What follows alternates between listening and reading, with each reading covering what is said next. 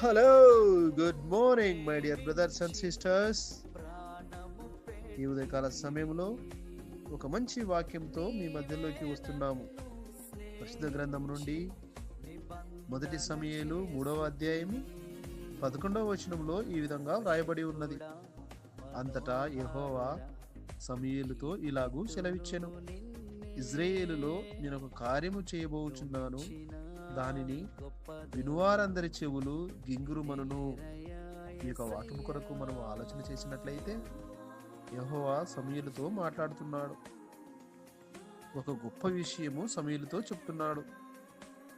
ఇజ్రాయేలులో నేను ఒక కార్యము చేయబోచున్నానని బాలుడైనటువంటి సమూయేలుకు తెలియజేస్తున్నాడు.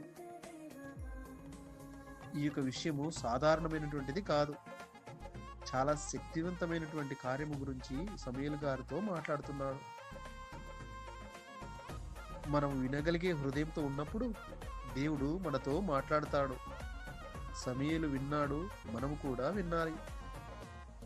దేవుడు ఏ పని చేయబోతున్నాడో ఆ యొక్క పని విషయమై, ఆ యొక్క గొప్ప విషయమై సమూయేలుతో చెప్పాడు.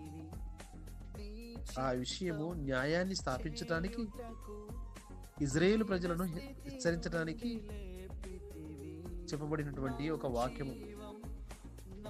కనుక మన విషయమై, మన కుటుంబస్తుల విషయమై, మన స్నేహితుల విషయమై, మన రక్తబంధికుల విషయమై, మన ప్రియుల విషయమై, మన సంఘస్థుల విషయమై దేవుడు మనతో కూడా హెచ్చరిస్తాడు. వారి యొక్క బాగు కొరకు, వారి యొక్క మేలు కొరకు, వారికి ఉన్నటువంటి బంధకాలను విడిపించడం కొరకు దేవుడు తప్పకుండా మనతో కూడా మాట్లాడతాడు. సమూయేలు ఏ విధంగా అయితే హృదయము పెట్టి విన్నాడో మనం కూడా వినే యెడల మనం కూడా మన మన కుటుంబాలను, మన స్నేహితులను, మన రక్త సంబంధికులను, మన ప్రియులను అందరినీ కాపాడుకుంటాం. అట్టి మనసు, వినగలిగేటువంటి హృదయము, గ్రహించేటువంటి జ్ఞానము నాకు, మనకు, ఎల్లరకు ఆ భగవంతుడు దయచేయును గాక. God bless you all. Amen.